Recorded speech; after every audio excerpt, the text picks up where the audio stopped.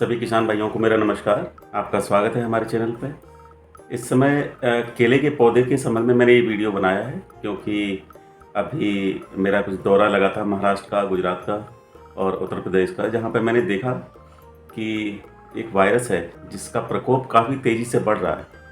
CMV नाम का virus है, कुकुम्बर मोज़ेक वायरस बोलते हैं इसको। इसके प्रभाव से फसल काफ़ी प्रभावित होती है और एक तरह से जिस खेत में भी ये वायरस आता है लगभग उस फसल को नष्ट कर देता है।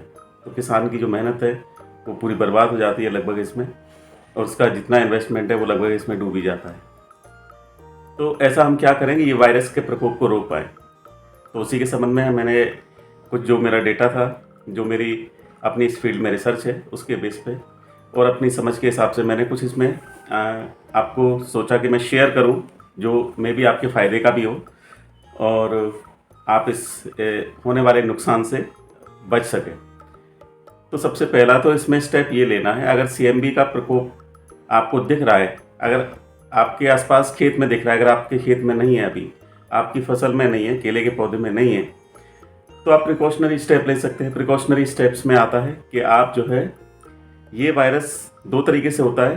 पहला तो ये कि अगर आपने जो पौधे लिए, जिस कंपनी के लिए टिश्यू कल्चर पौधे हैं, तो आपको पता है टिश्यू कल्चर पौधा कैसे बनता है। उसका जो प्रोडक्शन है वो एक सिंगल प्लांट से या सिंगल मदर से, एक पौधे से करीब करीब वो 30, 40, 50 पौधे बनाए जाते हैं टिश्यू कल्चर में, जैसे उसका मल्टीप्लिकेशन फोल्ड होता है उसके हिसाब से, और मे भी इससे ज़्यादा हो सकते हैं, 150-200 पौधे हो सकते हैं। और अगर हम सकर्स जो कंद बोलते हैं, अगर उसकी सोइंग करते हैं तो उसमें लिमिटेड रहता है। लेकिन अगर जैसे कोई प्लांट है जो इन्फेक्टेड है और उससे हमने सकर्स लिया है, सकर्स को लेके एक तो हम रीप्लांटेशन खेत में करते हैं, तो उससे क्या हुआ कि वो सकर्स से सिर्फ एक पौधा या दो पौधे जो उसके साथ में है वो संक्रमित होने का संभावना रहती है। लेकिन अगर उस सकर्स को हमने लैब के अंदर कल्चर बनाने के लिए इनिशिएट किया, तो उस सकर से जितने पौधे बनेंगे वो सारे के सारे इन्फेक्टेड होंगे। हाँ, लेकिन ये इन्फेक्शन को पकड़ा जा सकता है अगर जो कंपनियां हैं वो इनिशिएट करती हैं और अपने स्टॉक को वेरीफाई करवाएं। वेरीफाई मतलब इसकी वायरस टेस्टिंग होती है, वायरस टेस्टिंग करवाएं एक्रीडेटेड जो संस्थाएं हैं DBT की, उनसे। तो उसमें ये वायरस का पता लग सकता है, क्योंकि उसमें 5 से 6 तरह के वायरस का टेस्ट किया जाता है। 4 वायरस तो कॉमन है ही, जिसमें ये मोज़ेक वायरस भी है, उनको टेस्ट किया जाता है, तो उसमें ये आसानी से पकड़ में आ जाएगा। लेकिन कंपनियां अपना खर्चा कम करने की वजह से, कि उनको ज़्यादा से ज़्यादा मुनाफा हो, इसलिए वो पूरे स्टॉक को वेरीफाई नहीं कर पाती। DBT का प्रमाण पत्र तो सबको चाहिए, लेकिन वो स्टॉक, अगर हम बात करें कि किसी कंपनी का प्रोडक्शन अगर प्लांट का 50 लाख है, 1 करोड़ पौधा है या 5 करोड़ पौधा है, तो उसमें से वो स्टॉक वेरिफिकेशन 20 लाख पौधा, 10 लाख पौधा इस तरह से करवाती हैं, ज़्यादा से ज़्यादा 50 लाख पौधा। यानी अपने स्टॉक का 25%, 30% केवल पार्ट ही उसको वायरस टेस्ट करवाते हैं। तो अभी 25-30% के अलावा अगर वो वायरस दूसरे स्टॉक में हुआ तो वो पकड़ा नहीं जाता, जबकि कंपनी क्लेम करती है कि हमारा स्टॉक पूरा वेरीफाइड है और वायरस से टेस्टेड है, बट वो एक्चुअल में होता नहीं है। खैर, ये एक अलग कहानी है। अगर वो टिश्यू कल्चर से आप ले रहे हैं पौधा, तो आप विशेष ध्यान रखिए कि ऐसी कंपनी का पौधा, और इसमें आपको मैं एक चीज़ और बताऊं कि कोई भी कंपनी पे आप डिपेंड नहीं रह सकते कि आप सोचें कि कोई X कंपनी है या कोई Y कंपनी है, केवल वही आपको पौधा अच्छा दे सकती है, तो ये आपका भ्रम है। आपको हमेशा एक अच्छा एडवाइज़र चाहिए, इसमें एक अच्छा एक्सपर्ट चाहिए जिस पर आप ट्रस्ट कर पाएँ। आप उनके संपर्क में रहिए, क्योंकि कुछ लोग ऐसे हैं जिनको काफ़ी कंपनियों के साथ संपर्क में रहते हैं और उनको पता रहता है कि किसका स्टॉक ज़्यादा ऑथेंटिक है, ज़्यादा टेस्टेड है। तो आप उन लोगों से संपर्क बनाएं और वहीं से पौधा लें। अगर पौधे में किसी तरह का कोई वायरस नहीं आया है, प्रिकॉशनरी स्टेप लेने, तो प्रिकॉशनरी स्टेप इस प्रकार है कि आप जो है इस पर अपने फसल पे एक पीरियडिक बनाएं कि आप 20 दिन में, 25 दिन में या 1 महीने के अंदर ऑयल का स्प्रे करें, जिसमें नीम ऑयल है, कैनोला ऑयल है, इनका आप स्प्रे करवाएं खेत में। और इसके डोजेज जो है जिन भाइयों को करना है वो मुझे कमेंट्स में इसमें लिख के पूछ सकते हैं। हालांकि मैं अपना नंबर भी इसमें डिस्क्रिप्शन बॉक्स में दूंगा, तो आप वहां से भी मुझे संपर्क कर सकते हैं। तो एक तो आप नीम ऑयल का स्प्रे कर सकते हैं, इसमें आप इसका कर सकते हैं कैनोला ऑयल का। एक तो दो तो ये हो गए आपको। इसमें एक आता है इंसेक्टिसाइडल सोप, आजकल कंपनियां बहुत सारी इंसेक्टिसाइडल सोप बना रही हैं, वो भी इसी तरह के वायरस के लिए होती हैं। सीएमबी वायरस जो है, एक तो स्प्रेड होता है कि अगर इन्फेक्टेड पौधा है तो उसको अगर मल्टीप्लाई कर दिया जाए तो एक तो इन्फेक्शन वहाँ से, दूसरा इन्फेक्शन फैलने का डर इसमें होता है कि एफिड्स के माध्यम से। कोई संक्रमित पौधा है, अगर कोई एफिड्स हैं, कोई इंसेक्ट हैं वो जो संक्रमित पौधे पे बैठते हैं और फिर उड़ के वो अगर आपके हेल्दी पौधे पे, जो स्वस्थ पौधा उस पर बैठते हैं, तो वहाँ पे संक्रमण आपको फैला सकते हैं। तो जो संक्रमण इसमें फैला हुआ है, जो लैब से पौधे बन के आए उनके अंदर है, उनको तो आप नहीं रोक सकते क्योंकि वो तो ऑलरेडी उनमें है। लेकिन जो संक्रमण स्प्रेड हो रहा है, फैल रहा है, उसको तो हम कंट्रोल कर सकते हैं। तो उसको कंट्रोल करने के लिए ये स्टेप्स हैं कि आप इसमें जो है नीम ऑयल, कैनोला ऑयल, इन ऑयल्स का स्प्रे करें पीरियोडिक बेसिस पे। तो उससे ये एफिड्स जो है ये नष्ट होते हैं, और जब एफिड्स या इंसेक्ट इस तरह के नष्ट होंगे तो फिर ऑब्वियसली जो एक डर है कि वो संक्रमण फैला सकते हैं, उसकी संभावना कम होगी। दूसरा ये कि आप जो है इसमें इंसेक्टिसाइडल सोप आते हैं कुछ, उनका इस्तेमाल कर सकते हैं। वो आपको जो पेस्टिसाइड सोप्स हैं, इंसेक्टिसाइड सोप्स हैं, जो सेलर्स हैं, वो आपको एक अच्छी कंपनी का इंसेक्टिसाइडल सोप दे देंगे। तो सोप को आप जो है स्प्रे करके, और उससे भी आप प्रिकॉशनरी स्टेप में इसको बच सकते हैं। इसके अलावा कुछ हॉर्टिकल्चर और वेजिटेबल कुछ ऑयल्स हैं जिनका भी प्रयोग आप इसमें कर सकते हैं। तो ये तो हो गए प्रिकॉशनरी स्टेप। लेकिन अब मेरा आज मेजर फोकस है कि जिनमें ऑलरेडी वायरस आ गया है वो किसान भाई क्या करें। क्योंकि प्रिकॉशन लेना तो चलो एक अच्छी बात है कि हम आगे से ले सकते हैं, लेकिन जो ऑलरेडी फसल इन्फेक्ट हो गई है उसके लिए हम क्या कर सकते हैं। तो उसके लिए मैंने आपको कुछ अभी स्लाइड मैंने बनाई है, मैं आपको स्लाइड इस पर दिखाऊंगा।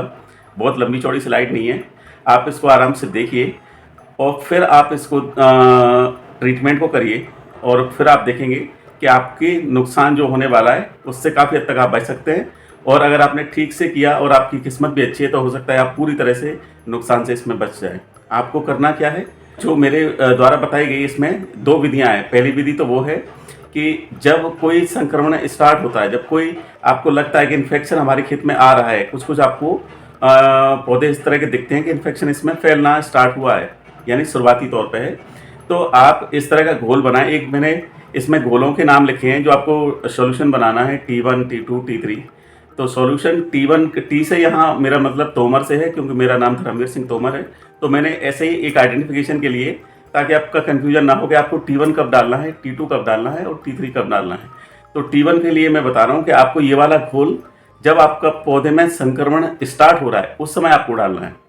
जब आपको लगे कि हाँ अभी इसमें इन्फेक्शन कहीं से आना स्टार्ट हुआ है, तो आप ये घोल बनाइए और उसको पौधे को अच्छी तरह से नहला दीजिए। ये समझिए आपको हो सकता है 150 से 200 ml सॉल्यूशन जो है एक पौधे को नहलाने में लगे। डिपेंड करता है, अगर पौधा ज़्यादा बड़ा है तो हो सकता है इससे भी ज़्यादा लगे, लेकिन आपको सेंट्रल लीफ से स्टार्ट करके और पूरा बॉटम तक उसकी हर पत्ती, चाहे वो इन्फेक्टेड है या नहीं है, लेकिन अगर उस पौधे में डाल रहे हैं तो आप पूरी तरह से उसको एक तरह से भिगो दीजिए, ताकि ये सॉल्यूशन एक बार उसकी स्किन से, उसके लेयर से पूरा लग के नीचे जाए। तो जो भी संभावित वायरस है उनको ये हटाने का काम करेगा, उनको सप्रेस कर देगा। घोल इस प्रकार है, तो आप जैसे ये स्लाइड में देख पा रहे होंगे कि आपको ये सॉल्यूशन बनाना है। इसमें मैंने ये स्लाइड को इंग्लिश और हिंदी दोनों में लिखा है।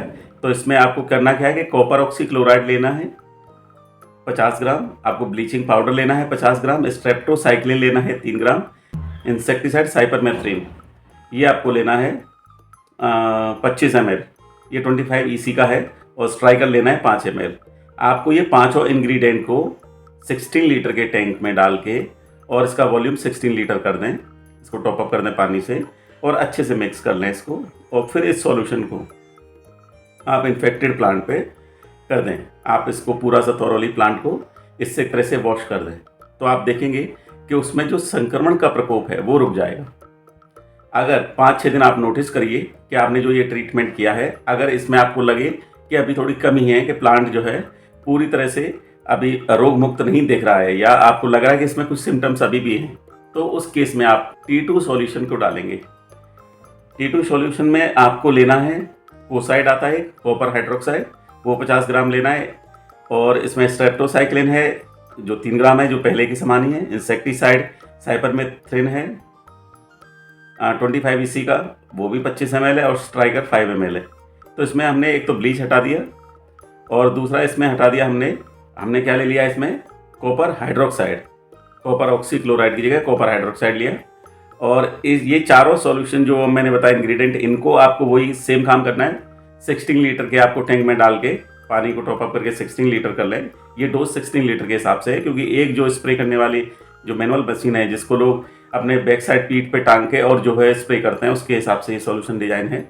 आप इतना डालिए उसमें, इसको कर दीजिए 16 लीटर और स्प्रे करिए। फिर आप देखिए कि आपको काफ़ी हद तक इससे राहत मिल जाएगी और आपका पौधा पूरी तरह से स्वस्थ हो जाएगा। तो ये तो था कि जब आपके पौधों में शुरुआती तौर पे अगर इन्फेक्शन फैल रहा है।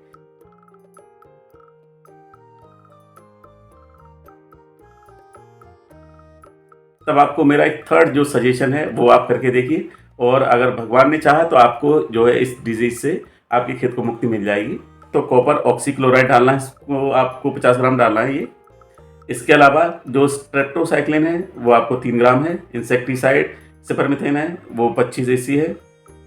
और जो स्ट्राइकर है वो 5 ml है। इसको आप डालिए 16 लीटर करके, इसको अच्छे से प्लांट को डालिए इसके प्लांट्स के ऊपर, क्योंकि ये वाला ट्रीटमेंट हम उत्तर प्रदेश में और कई और जगह करवाते हैं, तो इससे काफ़ी फार्मरों को लाभ होता है। आप भी करके देखिए कि आप नीम ऑयल और कैनोला ऑयल, आपको इंसेक्टिसाइडल सोप हैं उनका प्रयोग करिए। हॉर्टिकल्चर ऑयल जो है ये पेट्रोलियम बेस्ड होते हैं, और इनका भी आप स्प्रे करके इस पर, या जो मैंने बताया वेजिटेबल्स ऑयल है, तो इनका आप स्प्रे करके 1 से 2% सॉल्यूशन का इनमें वाटर में बना लीजिए और इनका स्प्रे कर दीजिए। तो ये भी आपको प्रिकॉशनरी हेल्प करेंगे। प्रिकॉशनरी आपको जो एफेड्स हैं उनको खेत में हटाने का काम करेंगे। बाकी आप एक और काम कर सकते हैं, क्योंकि आपके जो नेबरिंग खेत है, आपके जो पड़ोस वाले खेत हैं, अगर उनमें वायरस है और उससे स्प्रेड होने का डर है, तो आप अपने खेत की फेंसिंग जो है किसी बेम्बू या यूकेलिप्टस इस तरह के कुछ ट्री से करके जरूर रखिए, जो एक वाइंड स्टॉर्म को भी हेल्प करता है कि जब कभी आंधी तूफान आता है तो उसको भी रोकने का काम करता है।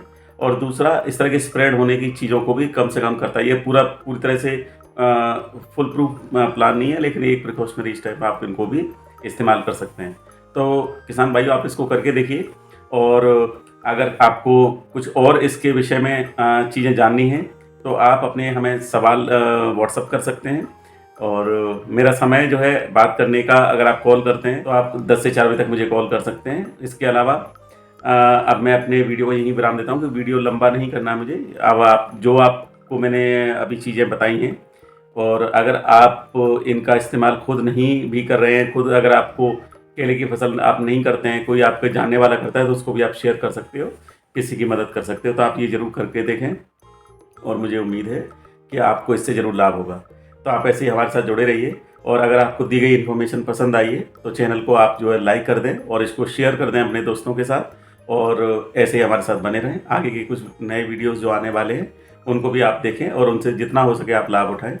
तो मैं अपनी वाणी को यहीं विराम देता हूं, और फिर मिलूंगा आपसे नए वीडियो में। तब तक के लिए आप स्वस्थ रहें, मस्त रहें और अपने काम में व्यस्त रहें। नमस्कार।